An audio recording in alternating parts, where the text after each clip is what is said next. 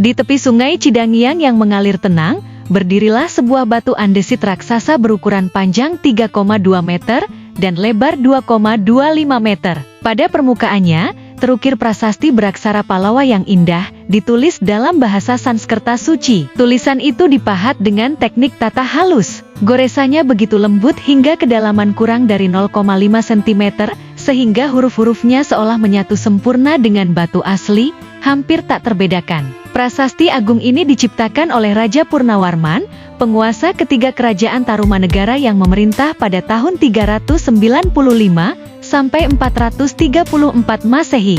Beliau mengukirnya sendiri untuk mengabadikan sebuah kemenangan gemilang yang menggetarkan seluruh Nusantara. Peristiwa apakah gerangan yang begitu luar biasa hingga Sang Raja Agung memilih untuk meninggalkan jejak abadi di batu ini? Mari kita telusuri kisah heroik dalam legenda prasasti Munjul yang penuh petualangan dan keberanian ini. Dahulu kala, perairan ujung kulon di sekitar Selat Sunda yang luas dan ganas dikuasai oleh gerombolan bajak laut kejam. Mereka menjadi momok menakutkan bagi para nelayan setia yang mencari nafkah di lautan luas. Tak jarang, hasil tangkapan ikan yang susah payah diraih dirampas begitu saja oleh para perompak itu. Pada masa keemasan Raja Purnawarman, muncul sebuah kelompok bajak laut tangguh beranggotakan 80 orang ganas, dipimpin oleh seorang kepala yang sakti mandraguna. Ia mampu mengubah wujud sesuka hati, membuatnya sulit ditangkap dan semakin ditakuti. Suatu hari yang cerah, gerombolan itu sedang merampok sebuah perahu kecil yang dinaiki 3 nelayan tak berdaya. Baru saja mereka memindahkan tumpukan ikan segar ke kapal mereka. Tiba-tiba dari ufuk timur muncul bayangan sebuah kapal raksasa berbendera naga megah yang berkibar gagah. Itulah kapal perang kerajaan Tarumanegara.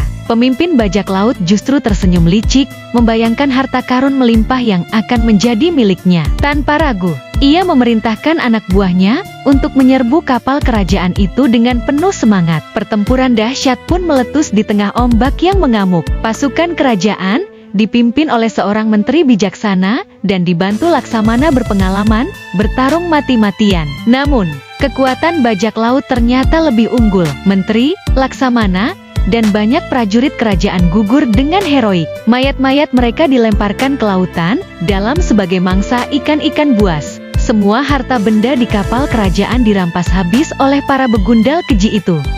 Seminggu kemudian, di hamparan laut yang biru, 2 nelayan tangguh bernama Wamana dan Bima Parakrama atau yang akrab disapa Bima sedang asyik memancing. Tiba-tiba, mata tajam Bima menangkap sesosok tubuh mengapung di atas tameng kayu. "Lihat itu, ada orang hanyut," seru Bima sambil mendayung perahu mendekat. Ternyata, pria itu masih bernapas, meski tubuhnya dipenuhi luka parah yang mengerikan. Dengan penuh kasih sayang, kedua nelayan itu membawanya ke pantai dan merawatnya sebaik mungkin. "Ini pasti prajurit kerajaan," ujar Wamana sambil memeriksa pakaiannya yang kompang-camping. "Benar sekali," timpal Bima. Setelah sadar, prajurit malang itu menceritakan tragedi perompakan mengerikan yang menimpa kapalnya. Mendengar kisah pilu itu, Wamana dan Bima segera mengantarnya ke istana megah Raja Purnawarman. Sungguh keji dan tak berperi kemanusiaan para bajak laut itu, geram Raja Purnawarman. Mata beliau berkobar amarah. "Dengan ini,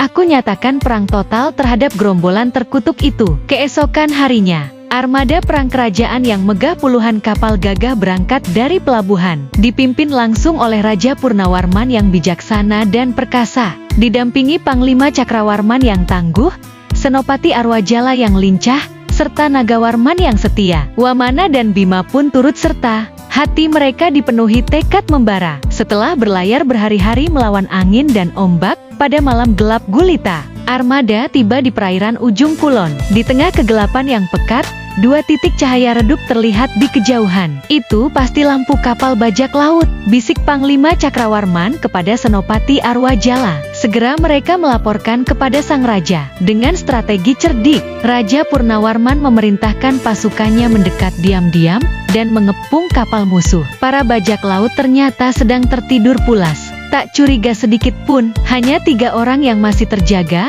asyik berjudi di bawah sinar lampu damar yang temaram. Tiba-tiba, desingan anak panah dan tombak memenuhi udara malam. "Serangan! Kita diserang!" Jerit mereka panik. Pemimpin bajak laut dan anak buahnya terbangun dalam kekacauan. Salah satu terkejut melihat kepungan kapal kerajaan. Belum sempat mereka membalas, trompet perang kerajaan menggema 3 kali. Ngung, bung, bung. Hujan tombak dan anak panah pun menghujani kapal mereka. Teriakan kesakitan dan suara kayu hancur memecah malam. Tak ada perlawanan berarti. Sebelum fajar menyingsing, bajak laut takluk total, 27 tewas. Sisanya ditawan. Setelah pertempuran usai, Wamana, Bima, dan beberapa prajurit memeriksa kapal bajak laut. Tak ada yang tersembunyi kecuali saat Wamana mendengar suara mencurigakan. Ia menemukan seorang prajurit kerajaan berbau amis menyengat yang langsung melompat ke laut saat ditanya. Wamana curiga, tapi belum yakin. Saat menginterogasi tawanan, tak ada yang tahu wujud asli pemimpin mereka karena kemampuan berubah bentuknya. Namun, seorang tawanan membocorkan ciri khas, berbau amis seperti ikan busuk dan menderita asma. Mendengar itu, Wamana teringat prajurit tadi dan melaporkannya kepada raja. Rombongan kerajaan segera bergerak ke pantai Teluk Lada, lalu menyusuri sungai Cidangiang hingga ke pedalaman. Di sebuah kampung indah kini bernama Desa Lebak mereka disambut meriah oleh tetua dan warga. Untuk merayakan kemenangan gemilang ini, diputuskanlah membangun prasasti abadi. Para pria sibuk menyembelih puluhan kerbau untuk pesta besar. Sementara wanita menyiapkan hidangan lezat. Saat waktu makan siang tiba, aroma makanan menggoda memenuhi udara. Wamana dan Bima duduk santai bersama pekerja di dekat tangga pondok tetua, sementara raja dan panglimanya beristirahat di dalam. Tiba-tiba, barisan gadis desa membawa makanan untuk sang raja. Di belakang, seorang gadis jelita membawa 2 kendi air minum. Saat gadis itu melewati Wamana, hidung pekan nelayan itu mencium bau amis yang sama. Tanpa ragu, Wamana melompat masuk pondok, menerkam gadis itu tepat saat ia meletakkan kendi di hadapan raja. "Kena kau!" teriak Wamana sambil menekan tubuhnya. Ia lalu menendang kendi hingga pecah berantakan. Semua terperanjat. "Wamana, apa yang kau lakukan? Ini bukan lelucon!" bentak Bima. Dengan napas memburu, Wamana menjelaskan, air itu beracun, dan gadis ini berbau amis. Ingat ciri pemimpin bajak laut. Raja segera memerintahkan penangkapan. Tiba-tiba, gadis itu berubah menjadi pria besar berotot, murka, dan meronta. Wamana terpental. Bima melesat maju, mencekik lehernya kuat hingga musuh lemas lunglai. "Ringkus dia!"